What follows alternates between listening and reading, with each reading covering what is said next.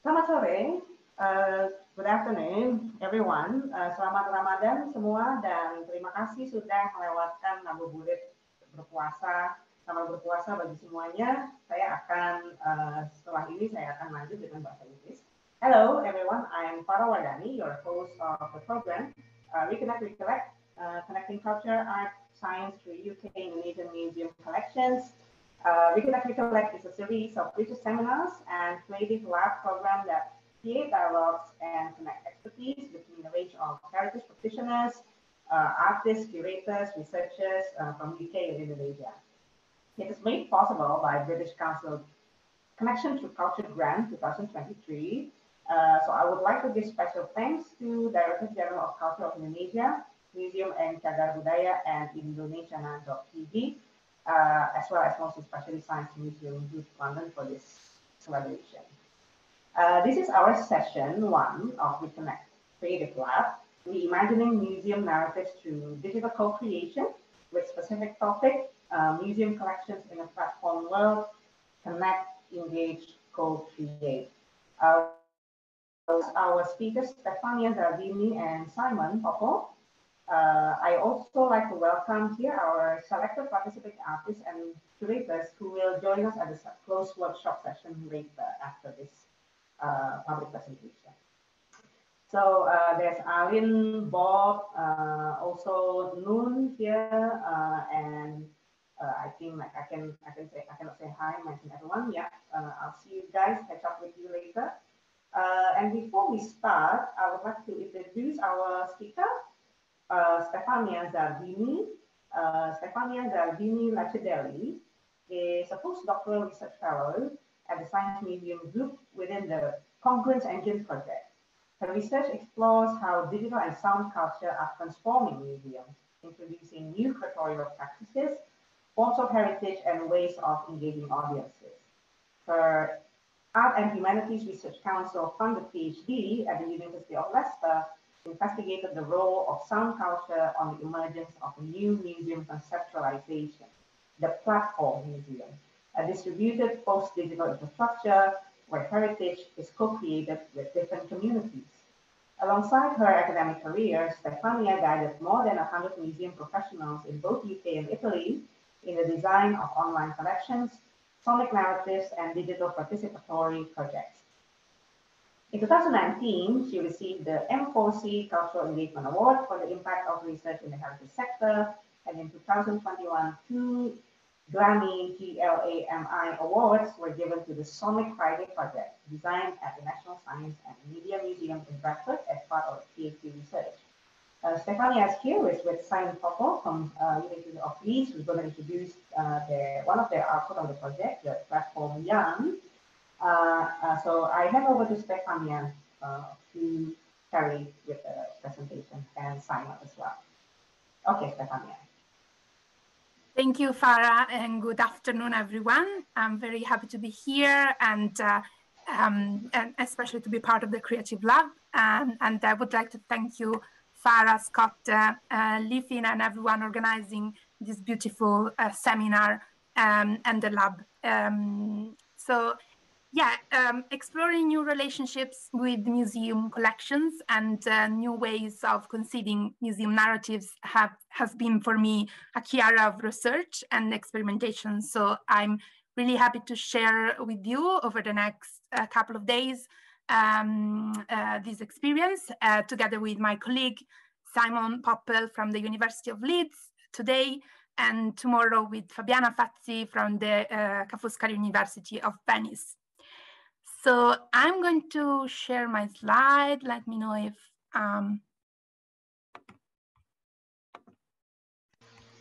you see them. Yes, perfect. Great. So over the next 2 days, I will share with you some of the key reflections from my research, and in particular from the Congruence Engine projects. As Farah said, we are part of a multidisciplinary and geographically distributed projects, part of the Towards National Connection funding scheme, which is aimed to make the first steps to create a virtual unified collection. I'm going to share insights from the Congruence engine and also from previous research projects. And today we will be focusing on the new opportunities for engagement, polyvocality and co-creation opened by the expansion of the collections in the online spaces, practically experimenting with Yarn, which is a platform designed by Simon over a series of research projects that he is going to present today to engage communities in the creation of stories. In the second part of the session, Simon will present the story and the potential of Yarn, and we will be also experimenting with the creation of a narrative. Tomorrow, we will be focusing on the emergence of sonic narratives in museums, which is a key area of my PhD because I have been looking at sound culture and sound heritage and sound design, and the opportunity to connect objects to the places by exploring a new format, which is an emerging format in museum, which is the sound walk. And we will be exploring another platform called Easy Travel, which enables the creation of sound walks. So I would like to start from a reflection on the role of digital in contemporary museums. Because as you all know, digital revolution has introduced new spaces for sociality, for creation, expression, creative expression, and also to kind of consume different types of multimedia content. But also museum has introduced new spaces to share the collections and tell stories about objects. So museums today no longer design their activities only in the gallery space, but also online, developing outdoor experiences mediated by technologies or online exhibitions, digital narratives. And also today, museums no longer collect only objects and material artifacts, but also digital and sonic elements in the forms of sounds, videos, and other forms of digital memories. And of course, the museum workforce is developing new digital skills to support this change. And we also are rethinking the role of audiences in the digital age. This is why digital is not only reflecting on new platforms, but the platforms and tools are a way for us as museum practitioners and researchers to reflect on how museums are changing and what could be the characteristics of the museum of the future. This is an extract from the digital strategy of the museum, the Science Museum Group, which points out a really interesting element, which is the fact that any online experience designed by the museum has a value on its own. And as a consequence, for online audiences, the digital museum is the museum, which I think it's really interesting for us as we are working today in creating digital narratives. And another interesting reflection that I would like to point out and share with you is the fact that digital is an ever-changing environment. So every new tool, technology, and platform has introduced new expectations and behavior, not only in the cultural sector, but in general. So museums constantly rethink how they shape their experiences and how they create new narratives. So think about the story of the web. The historians of the web that identify different stages of development called web evolution waves. And in the first wave, the focus was searching content. So for museums, it was a great opportunity to share their digital collections because the web was a kind of an environment where they could share what they have in the digital archives. The second wave was the wave of sharing, a wave that we are living today. We are using all these new platforms to share music, videos. This wave has completely revolutionized the music industry, and not only the music industry, allowing an entirely new way to share, create, and listen to music or interact with other content. And the third wave is probably the most revolutionary in its impact on museum practice because it's a wave of co-creation. So with the rise of social media platforms, today we can connect, create online communities, sharing similar interests, and participate in the circulation of content as well. So museum have a key part in this story. They started to use the web to share their collections, to explore new ways to tell stories about the objects, but also to invite audiences to interact and share stories on their own. And an entirely new kind of generation of heritage platform was born, shaped by the way museums creatively design with these new opportunities. So today I'm going to kind of present some examples because I think Yarn and Easy Travel are part of this kind of new environment where museums not passively use platforms, but creatively engage with them and design new spaces and rethink the relationships with audiences. I think that kind of this new digital life of collections have generated incredible opportunities also for creative expression. So I'm really excited that we can work together in the next couple of days to imagine new ways also kind of in the field of art expression as well. So I will start from the digital collections website, which is a key starting point, I think, because they are increasingly becoming the first point of access to the museum heritage.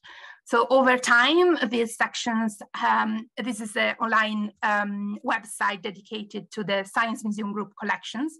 And over time, but you find many other examples in museums and many different ways of presenting this section.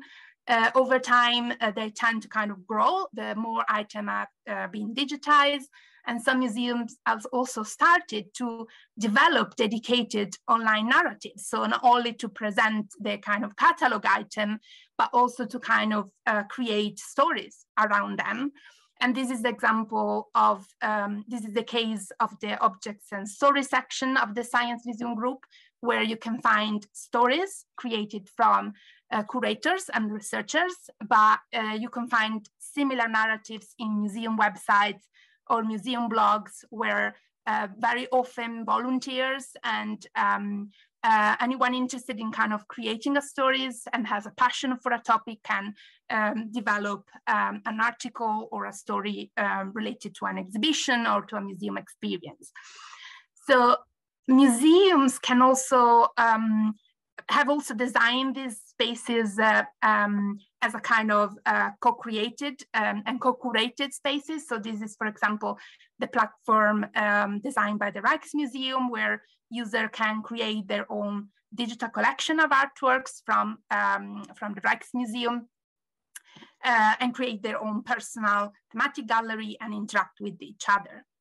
But not only interact, because the online spaces have given great opportunities also to expand the area of museum education. So this is the section of the Science Museum Group website. This is a platform dedicated for learners. So it is designed by the educational department for family and children, students and teachers, to find those new way to kind of expand the learning and the virtual learning environments of the museum. And over time, these kind of projects have also supported the creation of learning communities where educators can create their own learning resources. This is the case of the Smithsonian Learning Lab, which is a platform that also connect different communities that use the sources from the Smithsonian museums to create their own kind of lectures and teaching activities. And then we are coming to Connect, which is a key concept for Congruence Engine and also for the seminar, which is titled Reconnect, Recollect. So I think this is a really key aspect enabled by the digital website, the digital collections website. So a key stage of development has been the recognition that the web could overcome the barriers of the physical collections, creating shared spaces where different institutions can share and connect their own digital collections. So this is one of the very first examples, born in 2001. It was called the Virtual Museum of Canada. Now it's called, and you find it on the web as Digital Museums of Canada. And it was designed to host online exhibitions created by different Canadian museums and heritage institutions, and also in collaboration with different communities. So it was a really kind of visionary project, because it was even before the rise of and the kind of the rise of the kind of social media web. This is probably you know this is Europeana, so this is the kind of European aggregator for digital cultural heritage. And it was created to aggregate content from more than 3,000 cultural organizations around Europe. So very often these projects have been created with a kind of geographically criteria, but more and more often we are seeing the emergence also of kind of cross countries and cross more geographically distributed connection websites. And in the UK context, a pivotal project in this area is towards a national collection, which is the funding scheme within which Congruence Engine was designed, and which, as I said before, it aims to break the boundaries between the UK heritage collections and make the first steps towards a unified virtual collection. And this is exactly what we are exploring in Congruence Engine. Congruence Engine is a 3-year research project, which is looking in particular to industrial heritage collections. So we are exploring a combination of tools and digital techniques to, in particular, to transform analog sources to machine-readable data in order to create a digitally connected collection. And so we believe that this way of also looking at the connections across collection can enable new ways of understanding past, new ways of imagining research topics as well. So one of the key elements of Congruence Engines is that we are working together. So we are a geographically distributed community of organizations of different types. So we have museums, we have archive, we have community websites, and we have a range of different museum curators from different disciplines. We have professional and community historians that are helping us to understand what could be the new historical research enabled by connecting different collections together. And of course, we have digital humanities researcher and data scientists who are involved in helping us to understand what could be the potential for the latest machine learning techniques to connect collections. So we think and we believe that one of the key legacy that of this project will be a concept that we are exploring, which is a really interesting shift, I think, in this history about the expansion of the digital collections, because we conceive the national collection not as something that already exists and waits to be connected. So of course we have different collections from different museums that we are exploring and we are trying to connect. But we also believe that national collection is something that is actively created. So a really interesting concept emerged, which is the national collection as a verb. So as a process by which anyone interested in industrial past, in the case of Congruence Engine, but in general, anyone interested in engaging with museum collections can actively create their own connections. And by doing this, we are also creating new types of heritage and new stories that can be part of the national collection itself. So it's this kind of connective work of researchers, computer scientists, curators, and archivists and volunteers and historians and inhabitants that help us to kind of create the national collection, which is not something that we can define as kind of definitive it has no boundaries in this way, because it's a process by which we create also new collections. And this is, I think, a really, really key point for us, because it's part of a wider shift in museology, which is the kind of participatory tour in museums. So the museum is increasingly conceived not only as a museum building which preserves and collects material artifacts of the past and display them and create narratives for a public, but increasingly conceived as a platform, as a space where everyone can contribute with their own knowledge, with their own personal experiences, with their own expertise to the creation of new stories.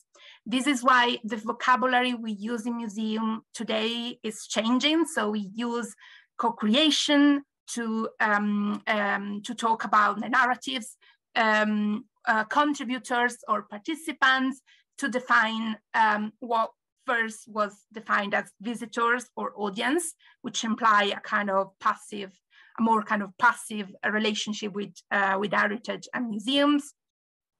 We use crowd curation because we co-create stories with audiences and communities. We use sharing and participations and engagement in a very kind of participatory way. So this is something that I think Congruence Engine is exploring.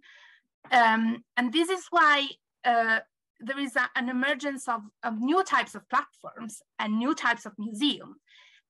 This is a really interesting example because it was a museum in the Dolomites area, so in the northern part of Italy, created entirely by inhabitants, students, young generations, museum curators working together to create new stories and new collections related to the mountain landscape. And it's called dolom.it. The entire website is a platform for anyone to explore what others have created, but also what it could be a way to start new stories and new narratives. And this is a platform that I founded in 2016 with this idea, like sharing and promoting a new idea of a museum as a platform for co-creation. So the core and the heart of this museum are the communities, which are at the center on any museum activity. This is a group of museum curators and researchers working in the Museum of the Dolomites project in order to create these narratives. I think this project can help us to understand what could be also a new museum of the future. So new kind of activities that museum can do, but also an entirely new way to think about what a museum could be in the contemporary society. And I would like, before introducing Simon, because I think Jarn is very much in this kind of area of co-creation and museum as a platform, I would like to share with you a quote from this project, because I think the word laboratory, which is the word that we are using to define these three sessions together, it's a key one, because these participants was pointing out that this is not a website, but this is a laboratory, so a space where they can share ideas, they can experiment, and they can work with others, and they can learn from the others to produce something new and something unique that wouldn't have been possible without connecting different collections, without connecting different people, without bringing people together and allow different disciplines to interact. So they even thought about the ancient forge and the expert hands of blacksmiths, which I like very much this metaphor, because it's something that we need to think of in terms of the new museums and narratives and the opportunity to kind of experiment as well. So Today, we would like you to experiment with a platform that is helping us in Congruence Engine to reflect on digital participation and to reflect on the role that different communities can have in creating stories, and also to kind of use Yarn in a very kind of laboratory approach to kind of draft stories, connect different elements together, and try to kind of experience and feeling this kind of idea of like working with the hands to create something new. And in order to, before doing that, the best person to introduce you, Yarn, is Simon Poppel, who contributed to the foundation of this platform. And I'm going to introduce Simon, who I'm very happy to work with in Congruence Engine. And we are kind of working together to explore how Yarn could be used in this kind of view of the national collection as a verb, so as a process. So Simon Poppel is senior lecturer in photography and digital culture in the School of Media and Communication at the University of Leeds. His research is focused on the role of the archive and the use of digital tools in storytelling. And the voicing, so making allow voices of community history, to be part of the museums and the archive. He has published widely on archival, photographic, and historical themes.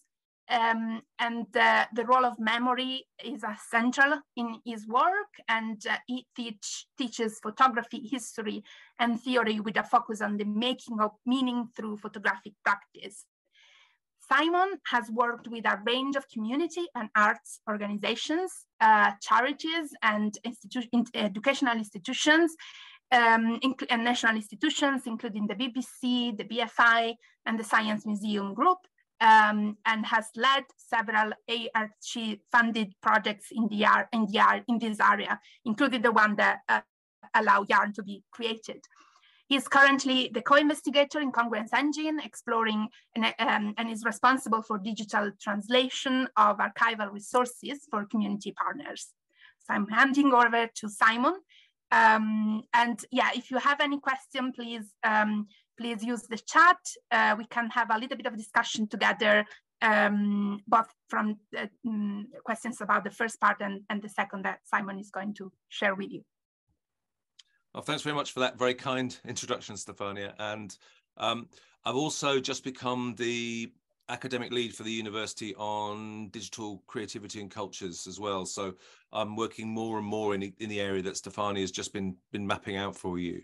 And I suppose I started working in this sector really in the early 2000s, so almost prehistorically in terms of digital resources. And we started really working with collections physically, and we were pushing towards trying to make digital manifestations of that work, which included sort of creative practices as well as storytelling, and also around developing histories and counter histories so that communities could actually voice their own stories as well as museums doing it on their behalf. And it's really about collaborating and co-producing, as Stefania said. So the whole principle of the work that I've done is based on co-production. And one of the things that I really wanted to achieve was to develop a platform or a series of digital platforms that would allow museums and communities to collaborate, to use elements of national and international collections from museums, but also to allow communities to use their own collections and their own creative practices, such as photography, filmmaking, and painting, as part of that process. So I'm going to talk a little bit about the platform that we developed, which is a co-produced platform. It's a platform that was developed with and by communities to do this type of work, and that we're going to be using a version of in the lab later on. And it's called Yarn, and it was called Yarn because we really imagined it like a piece of string. It's something that you could pull out, could go in different directions. And yarn is also a colloquialism in the UK for telling a story. So you tell a yarn, you tell a story. So that's where the name came from. The version we're going to use over the next few days is called Congruence Engine, which is just a version of Yarn that we've badged for the project that Stefania has just described for you. So I'll just share my screen and hopefully let me know if you can see my slides.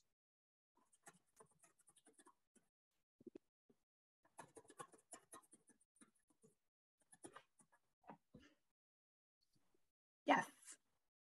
Yeah. So can you see the slides okay? Yeah. Brilliant, thank you. Yeah. And so what you see on the first line is actually a spinning machine with threads or yarn. So I thought that'd be quite a nice sort of way of thinking about how we conceive the platform, that it allows people to, if you like, tell stories and pull at pieces of string, pull at stories, pull at histories, pull at creative practices. And it really came out of a series of projects that I was doing in the early 2000s, which I think really informed the way that we thought co-production should work and how we might open up the museum through using digital methods and through digital publishing. And so it began with a project that I was doing with the BBC, who in 2003 announced that they were going to digitize and put their entire archive online for the general public to use. And they had some major concerns about some of the consequences of doing that. Some issues around copyright and IP, issues around representation, issues about their own reputation for being an unbiased media organization. So they were very keen to test some of these issues through a series of projects. And we were very lucky in 2007 to be awarded a project called the Open Archive Project. And it was really about opening up the BBC's archives. We chose a very contentious political issue in the UK, which was the 1984-1985 miners' strike, which was an industrial dispute that lasted an entire year. And it was characterized by quite high levels of violence and antipathy. So it was a very contentious and contested archive. And what we wanted to do was to work with miners who had been on strike for a year, but also policemen who had been controlling the strike and who had been on various occasions involved in violence between the two communities. And we wanted a co-production project that would allow these two communities to come together, to work together around the tensions and the difficulties that had come out of the strike. And what we did eventually was decide with these small groups that they wanted to make films, and they wanted to make films that were a response to the stories that were held in the archive that they felt didn't represent them properly, that they were untrue or they were misleading, or that there were things that were not covered by the news, by the BBC, that had been missed, such as the creativity that came out of the strike, the fact that lots of people began to paint, they began to write poetry, they began to make photography. And they wanted these issues and these items to be sort of surfaced through this type of collaborative working. And so we made a series of short films with these groups, and I've just put the website up. You can have a look at it later. But the idea was that we, very much like what we were asking you to do today, is to identify something that they wanted to work on, the story they wanted to tell, or a creative practice they wanted to expose. And so we made a series of films that looked at different aspects of the strike, about what people's experiences were, what happened to communities, the idea of culture and the strike, the idea of what the police felt about being forced to police the strike, what's happened to the communities and the landscape. So many of the former mining sites have been re-landscaped, and you wouldn't even know that a mine or a factory had actually been there. And there's one story that I won't show you now, but if you're interested, you could have a look at, which is called We Are Women, We Are Strong. This is was made by a group of women who supported the miners' strike. These were miners' wives.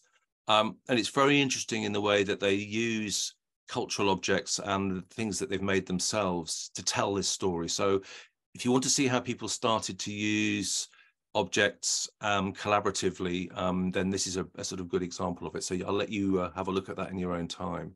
And as a consequence of the Strike Stories project, we realized that the people who were involved, and they said this themselves, were very privileged, because we were only able to do this on a very small scale. We only managed to sort of work with about 30 people. And we decided that we'd try and develop something that could be online, something that would allow this type of activity to take place digitally in a digital space, and would allow people to access resources that were published online from a range of different museums, and also to which they could add their own collections and their own objects. And we were very lucky to be awarded what was called then a Creative Lab, the same sort of title that we're using with you today, in 2012. And we were the first people to actually be awarded this through the university. And it allowed me to work with a number of coders and designers to sort of model what this sort of platform might look like, how this idea might be turned into a platform, and just here's some of the notes that we made during that process. This was a process that lasted just over a month, and as you can see, it involved a lot of coffee and a lot of cake and a lot of hanging out in cafes. And it was what Imran Ali, who's the one of the designers that I work with, who I still work with today, described as deep hanging out. It was the idea that we had time to get to know each other and to talk through processes and to talk through ideas as we went. So from the Creative Labs edition, we started to do some sort of prototyping, and we were just thinking about issues around geolocation, around how we might visually present material. Very shortly after doing this, we were very lucky to be awarded a large grant from the AHRC called ParaArchive. And the idea was that we were going to develop a parallel archive, one that was open to communities and museums to work together. So it wouldn't disturb the archives that the museums had, but it would present an archive or a new form of archive that would sit alongside established archives in which storytelling and creative practices could happen. So that was awarded in 2013. And then we followed that up working more closely with local communities in a follow-on project called Digital Community Workspaces, where we worked with library networks in the UK, and particularly thought about collaborative processes around creativity, and creativity that involved the reuse or the repurposing or the remaking of museum objects and museum collections, often things like photographs, films, sound recordings, as well as physical objects. So this was the ParaArchive project, and it was really about this idea of, as we said here, as I said here, opening access to digital archives and allowing people to collaboratively work together to produce new objects, new art objects, new forms of storytelling, and also to help co-curate materials that were in museum collections as well. So it was also around ideas of crowdsourcing as well. And I just wanted to say a little bit about the methods. Often with projects that I've worked on that involve working with museums and large sort of cultural heritage institutions, traditionally practices have been top-down. It's been an institutional decision about what a website will do, what the institution will allow people to do with their content. Museums and institutions are often very afraid of reputational damage if somebody misrepresents them or misrepresents something in their collections. They're often worried about the breaches of copyright and IP that might be relevant in relation to some of the collections as well. So we wanted to sort of flip that. We wanted to work from the community up. So rather than working out from an institution into a community or an audience, we wanted to work the other way. So the first thing that we did was develop what we called co-design workshops, where we examined how communities and how audiences might want to engage with museums and museum collections, how they might want to tell stories, but also what they might like to do creatively with museum content, how they might want to repurpose and remake things. And so effectively, the communities and the audiences that we worked with actually wrote the specification for the platform, and we built it for them. And then we went through a series of tests, and we've iterated the platform from then. As a consequence, and because we used very simple no-code methods to start with, the site represents, the platform really represents what audiences want, and it has functions that might seem at odds with what museums want. So there's an interesting sort of tension sometimes between the demands or the needs of an audience and the ability or willingness of an institution to provide those things. So it's a very interesting sort of hinterland between those two sets of peoples. And some of the things that characterize the first version of Yarn that came out of this project might seem surprising. So we didn't have a repository. The first version of the website worked entirely on hyperlinks because people wanted to be able to use anything that was digitally published without fear of breaching copyright. And they also wanted to make their own material available, but to make it available on their own terms, so they could link from a hosting site that they controlled. So they could remove material as well, which seems something that is very difficult for museums to think about, that actually the person who donates something might want it back, might want to remove it. And we worked on the basis of blocks of telling stories or creating narratives around narrative texts of written text to which you can attach anything that has a digital signature. So you can attach sound files, moving image files, photographs, etc. So it was conceived really as a quite simple, quite linear form of storytelling to begin with. But there are aspects and tools within the site that you can move and change the narrative very quickly. You can also quote from other people's narratives and bring them into your own narratives quite simply as well. We might try and experiment with some of those things later. So we've produced the first version of Yarn, which is, here's a screenshot, which has then now been reversioned to the Congruence engine for the purposes of the project that we're going to be doing today and tomorrow. And you can see already on here just that the first stories were coming from communities with different types of interest and different focuses. So the first project was from a group of people in Stoke-on-Trent who were interested in ceramics and pottery. And they wanted to think about the history of pottery and the history of ceramics production in the country. The second story that appeared was really about LGBTQ+ histories, from a group of people working in Leeds who had an archive, who wanted to publish an archive and to build that archive and build the narratives around that archive themselves. And then the third story was really about the industrial history of the north of England, using the British Film Institute film collection, so using films to tell the story of industrial communities.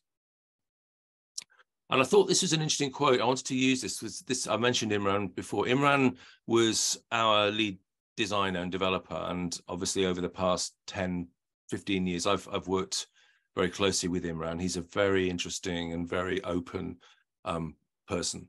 And he's also very sort of intuitive, I think, in terms of the effects of the things that we're doing. And he said, as technology companies tout their inventions as having intel inside or being data-driven, we love saying with confidence that Yarn was story-driven with people inside. And I think that's just something that characterizes what we were trying to achieve in the project. And in terms of his own company, his own creative practice, he said it was a step change for them. As he said, you know, Yarn was a step change for our company in how we'd usually conceive of a digital product. Though we're very familiar with co-design practices and creating architectures of participation, they're generally conducted at a scale of millions of users, and usually remotely, and as abstract personas. And I think what Imran and his team really appreciated was actually working directly with people and co-producing the design work for the platform, helping to define functionality. And this has been an ongoing process. So we're still, even all this time later, nearly a decade later, from the original projects, refining and developing Yarn, and it's being used by a range of communities and a range of different projects. And these are the things that we wanted to achieve. This is what we sort of, if you like, measure what we've done and what we're working towards by. And this is what we wanted people to be able to do. So we wanted people to be able to tell stories, to do local and family history, to create collections, campaign, and be creative. We wanted people to develop links with other people and with other communities, and particularly with people that share their interests. We wanted people to be able to develop community projects and host collections of community and personal materials, such as films, photographs, and sound files. We wanted people to be able to control their things, so to keep ownership of their objects. We wanted people to be able to explore stories and collections created by other people as well. So this is a collaborative, generally collaborative thing. And we wanted people to be able to showcase their knowledge and their expertise and also their creativity. And from a sort of museums or an institutional perspective, we also wanted museums to be able to feature and promote their collections through the website so that they could post materials for people to work with and open up collections. We wanted to create a sort of an open workspace or a lab that would allow people to experiment and play around and to think about their own expertise.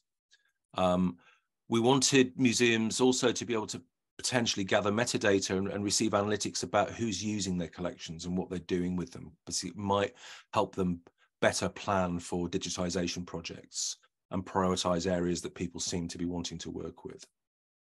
And we also wanted museums to be able to run curation or research projects and encourage community use of their collections. And that's exactly what we're doing with the Congruence Engine project that Stefania has just been talking about as well.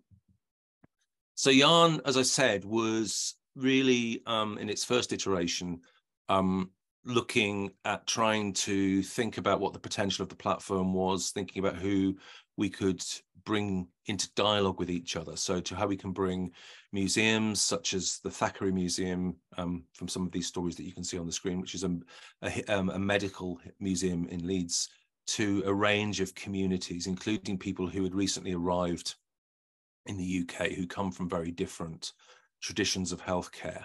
That was one of the sort of early projects that we worked around. We worked with local archives. So here's an example of York Archives. We worked with people with special educational needs and looked at how we could introduce them to the archive, how we could allow them to have parity and equality of experience and opportunity in relation to working with cultural resources. We also worked with a lot of local history organizations as well. I've just put a link in the slides to one of the projects that you might want to look at later. It's really a community of historians, local historians, who've made over 30 small projects telling the story of their community and their town on the platform. And we've also worked with projects that are looking at creativity and projects that are also looking at particularly difficult histories around heritage and the experiences in a range of global communities. And so finally, we have started to use Yarn on the Congruence Engine project that Stefania introduced earlier on. And this is the version of Yarn that we're going to be using for the workshops over the next couple of days. So I'll just stop sharing now. I think I've had 20 minutes, Stefania, so I better stop there. So I hope that was sort of enough context for you anyway, in terms of how the platform developed and what we would like people to do with it. Absolutely, and thank you for that, Simon. I think it's so important to see the story of a technology as well, to understand what are the principles and assumptions that make the platform and each feature as they are. So it's really great, and I think it's conveying very well the idea like a participatory tour in museology, and I hope that more and more Yarn version can be installed in museum website in order to kind of also for museum curators to experiment with this new opportunity to co-create stories. So I was wondering if we can maybe, and I'm looking to Farah in particular, because I was thinking that maybe this could be a good time for questions before starting and introducing the activity. So we are going to present what we are going to do the second part of the session. But yeah, there are 10 minutes, I think, so it would be great to maybe start having a little bit of a discussion if you have any questions about what we presented or about Yarn and in general the co-creation of narratives. So. Okay, thank you, Stefania and Simon. Thank you so much for sharing this very important project. It looks like it already evolved so much, and I think that for anyone, we still have. Okay, so this session is for the recorded session, and for the public, it's 1 hour only. Then after that, like the panelists will continue with the closed workshop. So we only have. I can allow like 10 minutes for anyone who would like to comment or like to ask. Can raise hand also, and can do in Bahasa, and then I try to sum up in English if you like, or you can also do the chat box. So please do. We still got like 10-11 minutes. But maybe I do, Simon and Stefania, yeah, maybe I can comment or maybe just try to, a very simple question actually. So for anyone here would like to know or like to learn more about the outputs of Yarn, they can check the yarncommunity.org website, right? I think that it's already been presented. Yeah, it's still still running. It's the original version of the site. So it's not been maintained for the past couple of years, but it's still running very perfectly. There are just 1 or 2 dropouts from 1 or 2 of the stories where sources have gone. So, but it's still there, and you can see all the work that people have done over the past sort of 6 or 7 years on there still. Okay, so anyone here can also check on that. And we have a question here from Ayu Murthy. Ayu, hi. Okay, Ayu asks, how do you keep the community's data archives secure as it has the possibility to be used for co-creation? Okay, I think that's a quite good question. So yeah, I didn't quite hear. Sorry. Yeah, it's in the chat. It's in the chat. Oh, is it right? I'll just open the chat. Sorry, I didn't see that. Yeah, it's from Ayu. Ayu is here. Yeah, the community's archive stays with the community, so we don't host the archive itself. So what we often do is suggest that communities use things like Omeka as a way of developing their archive. We have the site itself is hosted on a secure university web server. So we also have all the sort of protocols there. But the idea is that the material is almost loaned to the website through a link. Where people do want to deposit material with us, there is now a repository on the new version, but it's through Creative Commons licensing. So when you upload material, you'll be asked to fill in a Creative Commons licensing system on a secure server. So we're not hosting community archives themselves, but what we're doing is allowing people to use their community archives in dialogue with other archives, and particularly with institutional collections. So it's really about mixing and remixing objects, creative outputs on a platform that allows for storytelling and curation in that sense. It's not a museum archive in its own right. It's not a repository. And we were very clear about that. The communities, when we first started, said that they didn't want a repository. They wanted to keep their own collections and their own data, but they were happy to share it. So that's the basic principle on which the platform originally developed. I don't know if you want to say any more, Stefania, about your experience of that in terms of the other. I think this kind of remixing concept is really interesting because we are, and also as I presented a kind of story and mapping the different way the collections have been shared, we have this kind of idea that something is there for people to access. But this idea of like sharing and remixing, it's really interesting and reminds also what we do on social media platform, for example, when we share content and we comment a link, saying something about, I don't know, a news or a particular video. So I think it's really interesting to bring this concept into the museum. So it's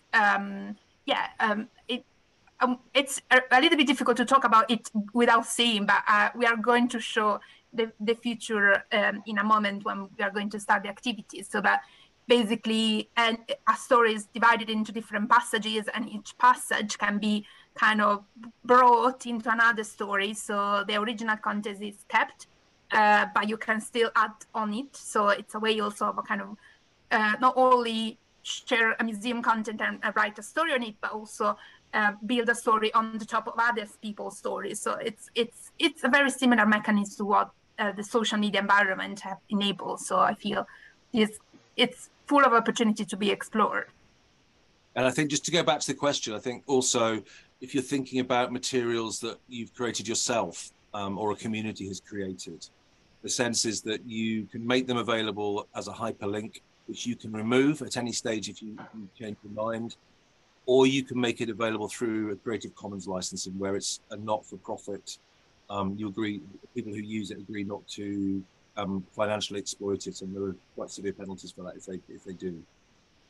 So that's the basis on which we wanted to develop co-creation and collaborative working without making people surrender things that they've made and pass ownership over. Just wanted to add something because you mentioned Omeka, and I just shared on the chat, and I just wanted to add that the virtual museum of the Dolomites that I mentioned before, it uses Omeka as well. So there is a kind of interface website which is using another software to kind of present the content, but the data archive is managed through Omeka. And we also published a blog post about Omeka Incongruence Engine project to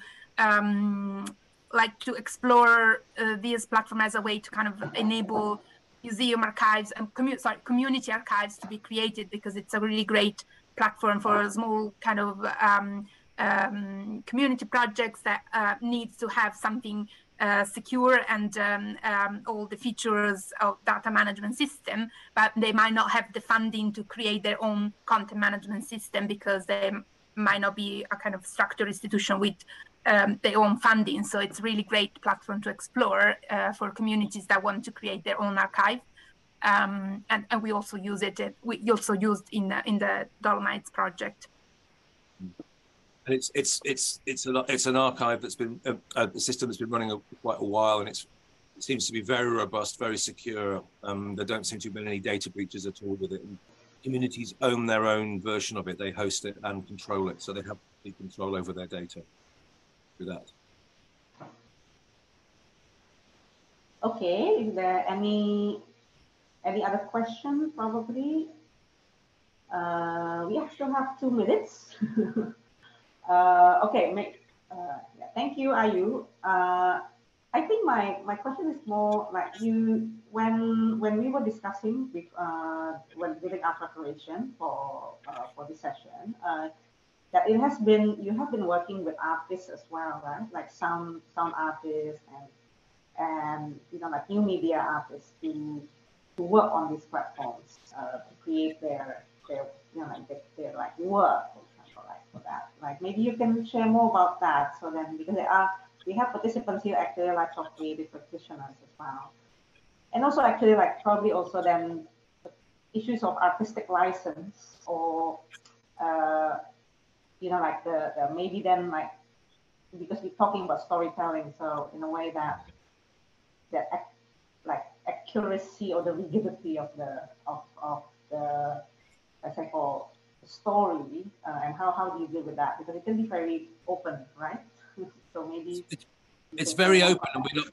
Yeah, it's very open, and we're not directive. So we want people, I think, like any new technology, is to test it out and to stress test it and think about using it in the way that they want to use it. So I can give you a couple of examples maybe of how people have used it creatively. So we've had a fair few people using it for creative writing. So we did a project with young adults in Scotland who were receiving sort of support in terms of emotional issues, and they were using it to write stories, to think about collaboratively writing as well. So they would share elements of their stories with each other, and they would pass on maybe a section of a story to the next person to write the next piece of the story. So they were thinking about really interesting, watching them do collaborative practice, things like that. That's not available to look at because of confidentiality, but it was a way in which they were using the tool to exchange story elements, to collaborate on stories, to also give feedback. So they were also reflecting critically in a friendly way on each other's work as well. So that's one example. At the other end of the scale, we have a major project that's looking at antimicrobial resistance in countries around the world, particularly recently in Nepal, where filmmakers have been using it as a way of hosting their films about antimicrobial resistance, about the environment, sharing local knowledge, sharing creative practices and approaches to filmmaking. So that's something that's been run by a colleague of mine, Professor Paul Cook, at Leeds. And they've been using also comics and comic making with communities in South Africa, looking at children's rights, but using creative approaches to comic making and comic storytelling, and then using it as a publishing platform for their comics. So that's just two examples. Third example would be, I suppose, a project that was taking place in Chile, where people were making short films about preparedness for earthquakes. And they set up their own TV station on YouTube, and then hosting some of the material and showcasing it as an artistic creative showcase as well. So those are some just sort of very quick examples of what people have been doing with the platform in a sort of creative sense. I don't know what you think, Stefania, about the sound project as well. Yeah, I was sharing something that there are more. So within the Museums of the Dolomites, for example, contemporary artists were one of the key contributors, because we had an contemporary art organization who hosted young artists in residence in the Dolomites. So this is an example that one of I shared on the chat, that this is kind of one of my favorite, because it's reinterpreting a mountain legend through a performative installation that rethink about the meaning of this legend in a very kind of contemporary way. And but there are other examples in the platform. So in this case, they were kind of pointing out to something that happened before. But it's interesting because the platform in this way is also a way to kind of display and share their work as well. So, and I think that in this project, the art organization also contributed to rethink about the thematic categories of the collections in a way. So they acted as a very kind of stimulating institution that help us to have museums rethink about disciplines. So they came from different ethnographic, scientific, geological background, but within the kind of, thanks to the kind of collaboration with artists, they were able to kind of cross the boundaries and reimagine ways of thinking. And I think their role has been primarily to point the collection towards the contemporary challenges, instead of looking at the past, looking at the present and using kind of artistic medium to rethink and to reflect on what we are living, and to kind of key issues such as the population, because people are going away from the mountains. So this has been kind of key elements of reflection. So yeah. Okay. I was reading another question. Yeah. I was reading the other question. Sorry. Yeah, I think we can still, the Alim has a question. Is there any limitations in which collections or institutions we can elaborate with this co-creation project? Can we do, or working with cross-institutions collections? Oh, yes, definitely. Yeah. It's definitely what we encourage you to do. And we are really excited that we have this opportunity to host in the Congruence Engine version of Yarn, cross-institutional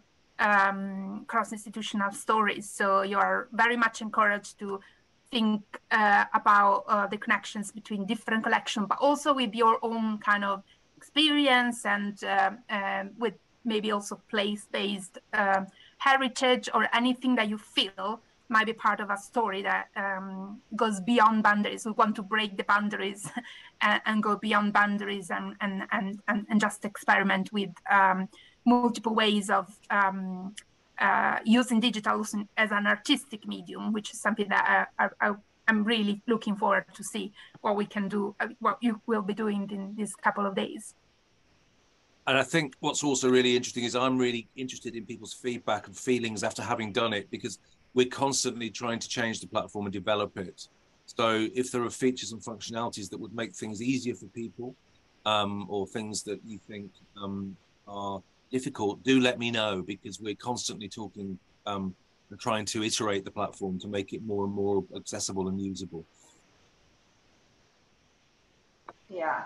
Just to answer to the specific question, I think that this is also part of how we will be working in the next hour. But I think in general, we encourage you to kind of use Yarn to kind of bring things together and connect, combine different elements. So if you want to use Yarn as a starting point for a project, for thinking about how you can use a collection of kindergarten, for example, it can be also a kind of preliminary way to draft ideas. So we encourage you to do in the next hour, so we can maybe discuss a little at the end.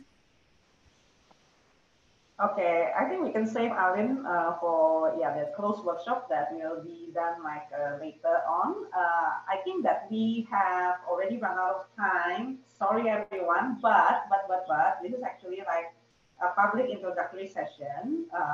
Thank you Stefania and Simon for sharing about Ian. And actually, like, we have, this is not the end, which actually we still have another session with Fabiana. Fabiana also here, and we look forward to have another session with her tomorrow. Hi Fabiana, and also with Stefania and Simon as well, and also with our participating artists in the closed activity for this experimental creative lab. But I think that I would like to say thank you for everyone, and also especially the ones who have registered and joined our discussion. Please come back tomorrow. We still have one more session, and that will be the end of the Reconnect public sessions. Thank you so much for all of you, and we hope to see you tomorrow then with Fabiana, and also that Fabiana will introduce about another platform called Easy.travel, and actually that we move further the discussion also about museum and platforms and involving sound and geolocation and about places narrative. So yes, thank you so much for everyone. Selamat Ramadan dan selamat berbuka puasa. Terima kasih.